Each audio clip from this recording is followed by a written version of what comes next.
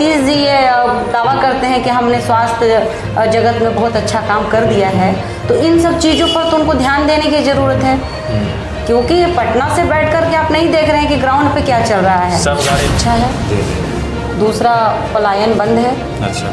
तीसरा, महिलाओं को 4% सालाना ब्याज पर लोन है जी। और चौथा जो है तो वो दोबारा बिहार से बाहर नहीं जाए, उनका पलायन बंद होना चाहिए। अच्छा जी। और स्वास्थ्य के क्षेत्र में? स्वास्थ्य के क्षेत्र में भी 35 साल से उन्हीं दो पार्टियों का राज रहा है। जी जी। तो इन दोनों से जो पब्लिक उब चुकी है जी, वो चाहती है विकल्प। वो भी विधानसभा भावी प्रत्याशी शाह गुप्ता यास्मीन जी के पास मौजूद हैं। इनसे बात करेंगे कि आखिर जनता के पास किन किन मुद्दों को लेकर जा रही है और श्री प्रशांत किशोर जी के द्वारा जो भी जनता के लिए, जनता के विकास के लिए जो भी मुद्दा है उनके बारे में बात करेंगे। तो मैम आपका स्वागत है। जी, बहुत बहुत शुक्रिया। मैम, आप प्रशांत किशोर जी के भावी प्रत्याशी हैं, उम्मीदवार हैं जन स्वराज के। किन किन मुद्दों को लेकर जा रहे हैं जनता के बीच? देखिए, जन स्वराज पार्टी का 5 अहम मुद्दा है जी। और सबसे पहले तो शिक्षा है। जी जी। दूसरा, पलायन बंद है। अच्छा। तीसरा, महिलाओं को 4% सालाना ब्याज पर लोन है। जी। और चौथा जो है, बुजुर्ग के लिए जो 60 साल के ऊपर के हमारे माता पिता बूढ़े हो रहे हैं जी, उनको 2000 वृद्धा पेंशन है। जी। और पांचवा जो किसान के लिए है जी, कि उनको मनरेगा के मजदूर फ्री में मुहैया कराया जाएगा, ताकि वो उसी खेत से, अच्छा, खाने वाली खेती से कमाने वाली खेती बना सकें। तो यही 5 मुद्दे हैं जन स्वराज के। और हम लोग हर पंचायत में, हर गांव में जा रहे हैं और लोगों को जब बताते हैं तो लोग भी बहुत खुश होते हैं कि पहली बार कोई ऐसी पार्टी आई है, पहली बार कोई ऐसा नेता आए हैं बिहार में जो मुद्दों की बात कर रहे हैं। जी। तो क्या लगता है इस बार मतलब प्रशांत किशोर जी पर भरोसा कर रही है जनता? प्रशांत किशोर जी पर बहुत ज़्यादा ही लोग विश्वास कर रहे हैं। अच्छा। क्योंकि पहले विकल्प नहीं था लोगों के पास, विकल्प का अभाव था। क्योंकि मैं 2020 में भी जब रफ़ीगंज विधानसभा का भ्रमण कर रही थी, लोगों के बीच जा रही थी, तो उस टाइम भी लोगों का कहना था कि एक विकल्प आना चाहिए। लेकिन 20 में तो विकल्प नहीं था, लेकिन 2025 में ये बिहार वासियों का सौभाग्य है कि प्रशांत किशोर जी एक विकल्प बिहार वालों को दे रहे हैं जन स्वराज के रूप में। तो वैसे तो विकल्प अभी 2 हैं ना मैम? जी। एक महागठबंधन की, एक एनडीए की, और तीसरा विकल्प जो है जन स्वराज। तो आखिर किस चीज़ पर मतलब भरोसा करें प्रशांत किशोर जी पर? देखिए, इंडिया गठबंधन और महागठबंधन जी, क्योंकि एनडीए और महागठबंधन, हाँ, एनडीए और महागठबंधन जी, तो 35 साल से उन्हीं दो पार्टियों का राज रहा है। जी जी। तो इन दोनों से जो पब्लिक उब चुकी है जी, वो चाहती है विकल्प। वो बिहार में बदलाव चाहती है। अच्छा। और बदलाव चाहती है हमारे जो बिहार की जनता है, उसके लिए विकल्प है जन स्वराज। एनडीए तो कहती है, नीतीश कुमार जी एनडीए के जो मुख्यमंत्री हैं नीतीश कुमार जी, वो कहते हैं कि हमने पूरा विकास बिहार में विकास उड़ेल दिया। उससे 2005 से पहले विकास नहीं था। नीतीश जी देखिए 2015 के पहले बहुत अच्छा काम किए हैं। क्योंकि नीतीश जी को देखा जाए तो सड़क, बिजली, पानी पर ही वो आए थे। जी। और पब्लिक के बीच में काम भी किए हैं देखा जाए तो हद तक। लेकिन पहले के नीतीश जी में और अब के नीतीश जी में काफ़ी चेंजिंग आया है। क्या क्या चेंजिंग आया? अब बहुत सारा, अब देखिए अब उनका उम्र हो गया है। अच्छा। तो अब उनको आराम की ज़रूरत है। अच्छा। तो अब एक ऐसे आदमी को मुख्यमंत्री बनाना चाहिए, बिहार की बागडोर ऐसे इंसान के हाथों में देना चाहिए जो बिहार को पूरी तरह से समृद्ध और खुशहाल बना सके। कल मोदी जी आए, बोले कि फिर से मुख्यमंत्री जी नीतीश कुमार जी चुनाव लड़ेंगे, तो फिर से इन्हीं को उम्मीदवार घोषित किया जाएगा। उनके पास चेहरा है ही नहीं। अच्छा। एनडीए गठबंधन के पास देखा जाए तो चेहरा ही नहीं है। हाँ। तो वो चाहते हैं कि नीतीश जी पर ही फिर से चुनाव हो। अच्छा। तो चेहरा रहेगा तब तो वो किसी को आगे करेंगे। अच्छा। तो यही कारण है। और पब्लिक मतलब समझ रही है इन चीज़ों को। एक ही इंसान कब तक मुख्यमंत्री के पद पे रहेंगे? हाँ। तो अगर कोई नया चेहरा अगर बिहार वासियों को मिलता है तो बहुत अच्छी बात है कि बिहार में बदलाव होगा। जी। और सेकेंड में इंडिया गठबंधन से उधर तेजस्वी यादव अलग उम्मीदवार खड़े हैं, जो कि राहुल गांधी भी आए हुए थे चुनाव प्रचार में उनके जी वोटर अधिकार रैली में। जी जी। तेजस्वी यादव जी का भी मैं यही कहूँगी कि उनके पास भी देखा जाए तो कोई चेहरा नहीं है जी। और चेहरे हो सकते हैं जी, जी। लेकिन वो किसी को, नए इंसान को मौका नहीं देना चाहते हैं। अच्छा, क्योंकि प्रशांत किशोर जी ये कहते हैं, वो मौका नहीं देना चाहते कि बिहार की जनता नहीं देना चाहती?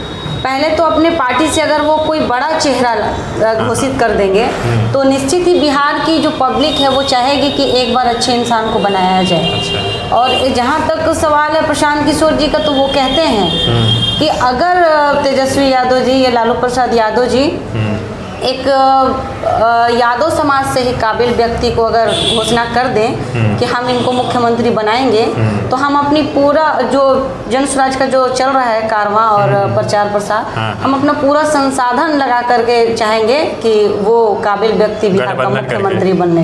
नहीं, गठबंधन नहीं, तो उनको बना देंगे हम। अच्छा। लेकिन कम से कम एक ऐसा चेहरा हो, हाँ नया चेहरा हो जो उनमें क्षमता हो कि बिहार को आगे लेकर के हो जाए। अच्छा। तो तेजस्वी यादव जी को तो चाहिए कि अपने पार्टी का जो काबिल व्यक्ति है यादव समाज से ही बनाइए, कोई काबिल व्यक्ति को बनाइए। तो उनके पास भी देखा जाए तो कोई चेहरा नहीं है उनके अलावा। इस बार विधानसभा चुनाव होने वाला है लमसम अक्टूबर या नवंबर में जी। तो यहाँ 243 सीट पर चुनाव होगी जी। क्या लगता है इस बार जन स्वराज कितने सीटों ला पाएगी या फिर सरकार बना पाएगी? देखिए, प्रशांत किशोर जी एक ही बात कहते हैं कि या तो अर्ज पर या तो फर्ज पर। अच्छा। या तो इतनी सीटें आएंगी कि हम लोग बहुमत से सरकार बनाएंगे। अच्छा। और या तो फिर 10 सीट आएगी। अच्छा। तो हमारा हम लोग जहाँ तक अपने जो प्रचार चल रहा है हमारा जन स्वराज का, वहाँ तक तो हम लोग जहाँ तक भी देख रहे हैं तो हम लोग को तो लग रहा है कि 180 प्लस सीट आने जा रहा है। अच्छा जी। 180 जी। भीड़ देख करके नहीं, उस भीड़ में लोगों का राय तो आप भी जानते होंगे। भीड़ में ज़्यादा हिस्सा भी बनते हैं लोग। नहीं, भीड़ का हिस्सा लोग चले गए हैं, भीड़ दिखा दिए, बस जब वोटिंग का बारी आया तो उस समय जो छट जाते हैं। नहीं, तो वो जो भीड़ आ रही है सभा में, वो प्रशांत किशोर जी की बातों को सुन करके जब लोग निकलते हैं। अच्छा। तो वो कहते हैं कि नहीं, एक बार तो मौका देना चाहिए इनको। हाँ। क्योंकि इनकी बातों में एकदम सच्चाई है। हाँ। मतलब बहुत सारी महिलाएं भी जब आती हैं, बूढ़ी माताएं बहनें भी आती हैं जब, तो वो भी कहती हैं कि नहीं, इनका जो भाषण था आज तक ऐसा हम लोग नेता नहीं देखे हैं। अच्छा। कि जो बिहार को बदलने की बात कर रहे हैं, जो बिहार के मुद्दों की बात कर रहे हैं, बच्चों की शिक्षा और रोजगार की बात कर रहे हैं, तो जब उनको अगर समझ में आ रहा है तो बहुत सारे लोग जो विकल्प ढूंढ रहे थे तो वो भी हमारा साथ देंगे। उनका एक विकल्प मिल गया है प्रशांत किशोर जी। तो एक बात और उड़ती है उनके बारे में, प्रशांत किशोर जी चुनाव लड़वाते हैं, किसी मुख्यमंत्री को सपोर्ट करते हैं और उनको जिताने का काम करते थे। जी। प्रशांत किशोर जी को मतलब अपने भारत देश में ही नहीं, पूरे देश के लोग उनको जानते हैं कि वो बहुत बड़े रणनीतिकार हैं। जी, रणनीतिकार। वो 12 मुख्यमंत्री को जिताएं। जी। एक प्रधानमंत्री मोदी जी को भी जिताएं। जी, उनके साथ में। हाँ, क्योंकि वो पहले नेताओं को सलाह देते थे जी। उनका सरकार बनाने में उनकी मदद करते थे। बिहार के मुख्यमंत्री के सलाहकार रह चुके हैं। हाँ जी, 2015 में उन्होंने नीतीश जी का भी साथ दिया था। लेकिन प्रशांत किशोर जी कहीं ना कहीं इन चीज़ों से अलग हट के देखा जाए तो वो कहते हैं कि मैं बिहार का बेटा हूँ। अच्छा। बिहार के सासाराम के कोनार की ही हैं। हाँ। तो उनको भी लगता है कि जहाँ के हम बेटा हैं, आज सारा राज्य तरक्की कर रहा है। हाँ। लेकिन हमारा बिहार ही क्यों पीछे है। अच्छा।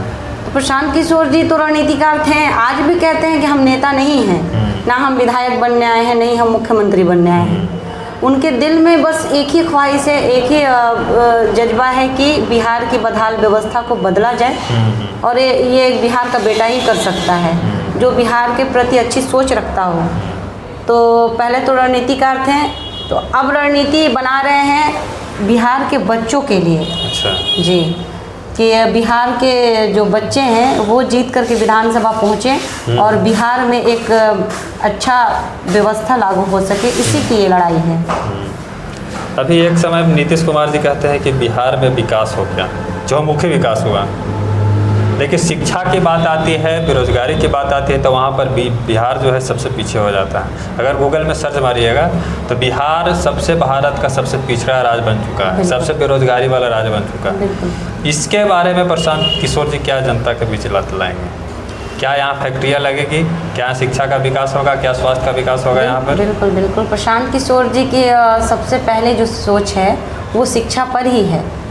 आज देखा जाए तो माननीय मुख्यमंत्री जी ने सरकारी स्कूलों में व्यवस्था तो बनाई है, लेकिन बच्चों को शिक्षा नहीं मिल पा रहा है। अच्छा, शिक्षा के लिए क्या देंगे बेहतर सुविधा? शिक्षा के लिए प्रशांत किशोर जी यही कह रहे हैं कि जो हमारे गांव में पंचायत में जो स्कूलें हैं, जब तक उनकी व्यवस्था ठीक ना कर दिया जाए, क्योंकि जब हमारी सरकार आएगी तो उन स्कूलों की व्यवस्था ठीक की जाएगी, तब तक हर गरीब का बच्चा, क्योंकि आप एक घर भी बनाते हैं उसकी व्यवस्था को सही करते हैं तो 6 महीना साल भर का वक्त लगता है। तब तक जो सरकारी स्कूल में जो हमारे बच्चे पढ़ रहे हैं उनकी पढ़ाई मतलब नुकसान उनका नहीं हो, तब तक के लिए हर गरीब के बच्चे को प्राइवेट स्कूल में एडमिशन कराया जाएगा और उनकी फीस जो है वो जन स्वराज की सरकार देगी। अच्छा। और फिर जब वो स्कूल बेहतर हो जाएगा, विश्व स्तरीय हो जाएगा, तो उस स्कूल में हर गरीब अमीर के बच्चे एक साथ पढ़ेंगे। अच्छा। उन्हीं सरकारी विद्यालय में। अच्छा। और रोजगार के लिए प्रशांत किशोर जी की यही सोच है कि जो हमारे बिहार के युवा भाई बिहार से बाहर ज़्यादा नहीं 10 से 12 हज़ार 15 हज़ार के लिए मजदूरी करने के लिए बाहर जा रहे हैं, उनके पलायन को रोकना, उनको यहीं रोजगार देना। तो उसके लिए प्रशांत किशोर जी की यही सोच है कि उनके ही प्रखंड में, उनके ही जिला में, उन अपने ही बिहार में उनको रोजगार 10 से 15 हज़ार की दी जाए, ऐसी व्यवस्था लागू की जाए। तो प्रशांत किशोर जी का यही कहना है कि हमारे युवा भाई बिहार से बाहर, ये जो छठ आ रहा है आने वाले वक्त में, जब छठ में लोग आए हैं अपने घर वापस, तो वो दोबारा बिहार से बाहर नहीं जाए, उनका पलायन बंद होना चाहिए। अच्छा। जी।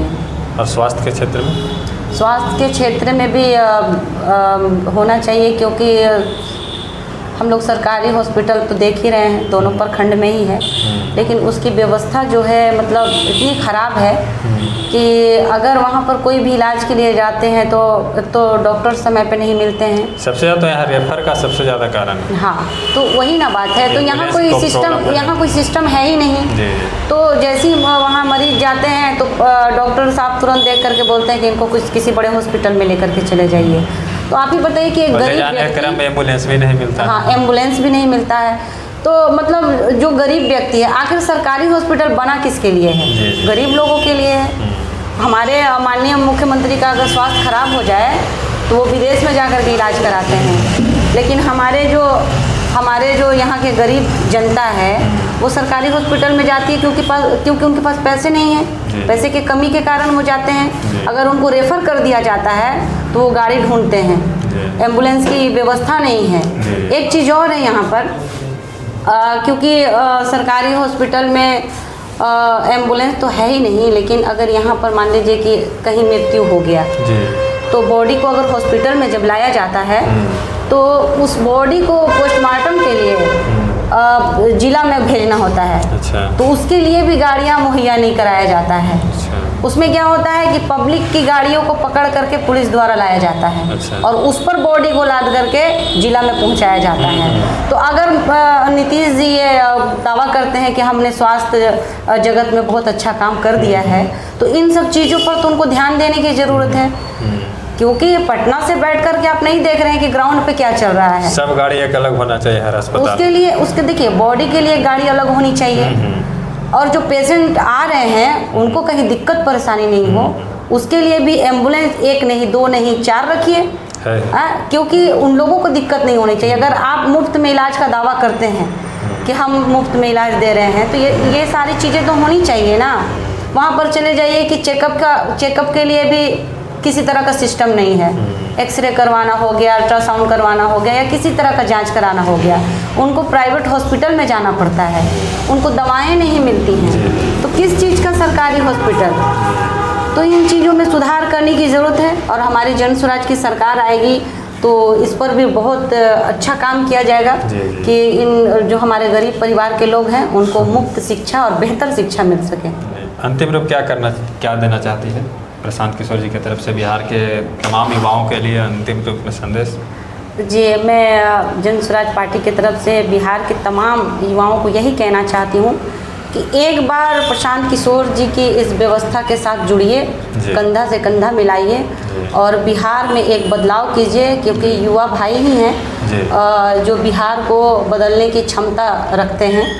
तो मैं उन्हीं से कहना चाहूँगी कि हमारे युवा भाई को इतना संघर्ष जो करना पड़ता है, अपने बूढ़े माता पिता को छोड़ करके, अपने बीवी बच्चों को छोड़ करके वो जो बिहार जा रहे हैं, तो वो अपने ही परिवार में रह करके यहीं रोजगार करें। तो एक बार इस बदहाल व्यवस्था को बदलने के लिए जन स्वराज का साथ जरूर दें। और बाकी इनके बारे में क्या सोचते हैं? रफीगंज विधानसभा में किसकी इस बार जो है बजेगी डंका, आप सभी जरूर बताएंगे। जय